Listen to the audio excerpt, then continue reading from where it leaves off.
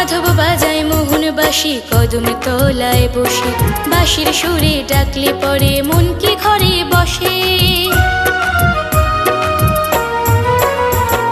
মাধব বাজায় মোহন বাঁশি কদম তলায় বসে, বাঁশির সুরে ডাকলে পরে মন কি ঘরে বসে।